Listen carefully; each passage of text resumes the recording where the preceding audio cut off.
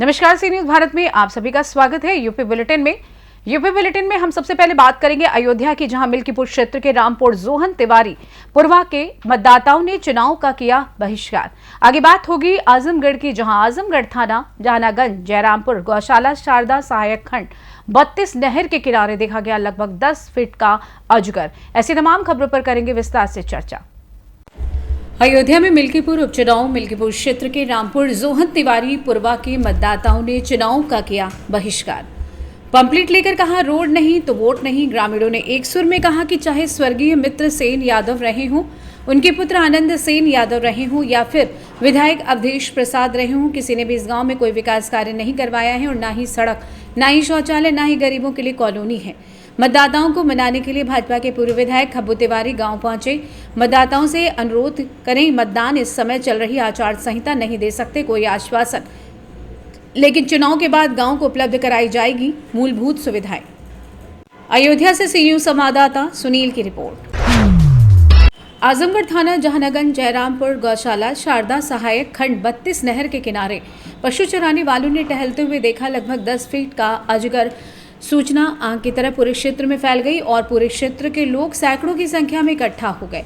अजगर को देखकर हल्ला मचाने लगे। वहीं नहर के किनारे सूखी घास में छुपकर बैठ गया, जिसकी सूचना ग्रामीणों ने डायल 100 पर दी। सूचना पर तत्काल डायल 100 पुलिस पहुंची और अपने आला अधिकारियों को अजगर की सूचना दी।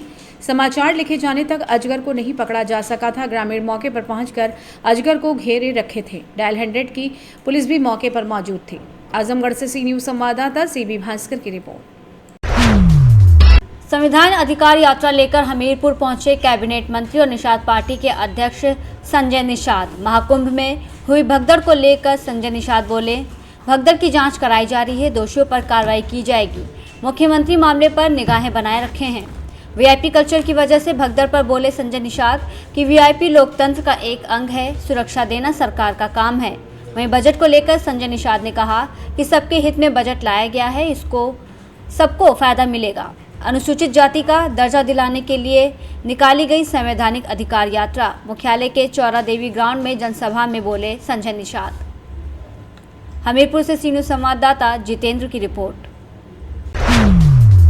राष्ट्रीय नेतृत्व द्वारा चलाए जा रहे अटल शताब्दी वर्ष को लेकर भारतीय जनता पार्टी कौशाम्बी के जिला कार्यालय में आयोजित प्रेस कॉन्फ्रेंस को जिला अध्यक्ष धर्मराज मौर्य ने संबोधित किया। अपने संबोधन में उन्होंने बताया कि हम सभी के लिए हर्ष का विषय है कि ये वर्ष भारत रत्न पूर्व प्रधानमंत्री श्रद्धेय अटल बिहारी वाजपेयी जी का जन्म शताब्दी वर्ष है। श्रद्धेय अटल जी की जयंती 25 दिसंबर को सुशासन दिवस के रूप में मनाई जाती है। कार्यक्रम के अंतर्गत अटल जी पर लिखे गए लेखों, पुस्तकों को इकट्ठा कर सूचीबद्ध किया जाएगा और इनमें से चुनी हुई जानकारी प्रदेश और राष्ट्रीय स्तर पर प्रदर्शित की जाएगी। उन्होंने आगे बताया कि अटल विरासत सम्मेलन के माध्यम से 15 फरवरी से 15 मार्च तक जनपद में अटल विरासत सम्मेलन का आयोजन किया जाना है, जिसमें जिले के प्रबुद्धजन, सूचीबद्ध विशिष्ट जन और अटल जी के सभी प्रशंसक आमंत्रित किए जाएंगे और सम्मेलन के माध्यम से अटल जी के साथ कार्य कर चुके वरिष्ठ कार्यकर्ताओं का सम्मान किया जाएगा।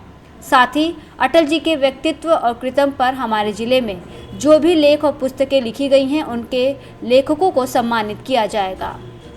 हम भारतीय जनता पार्टी राष्ट्रीय नेतृत्व के आह्वान पर इस वर्ष भारत रत्न श्रद्धेय अटल बिहारी वाजपेयी जी के जन्म शताब्दी का वर्ष मना रही है, जो उनके सुशासन दिवस, उनके जन्मदिन के अवसर 25 दिसंबर 2024 से शुरू होकर के 15 मार्च तक विभिन्न कार्यक्रमों के माध्यम से हम अटल जी का जन्म शताब्दी वर्ष मना रहे हैं। कौशाम्बी से सी न्यूज संवाददाता इम्तियाज अहमद की रिपोर्ट।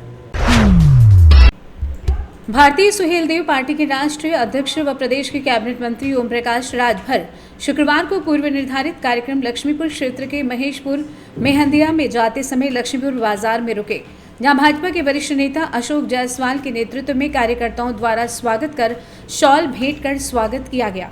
इसके बाद ग्राम महेशपुर मेहंदिया में स्थित पार्टी के जिलाध्यक्ष मुरली मनोहर राजभर के माता के निधन पर जाकर शोक संवेदना व्यक्त करते हुए कैबिनेट मंत्री ने कहा कि दुख की घड़ी में पार्टी इनके साथ है।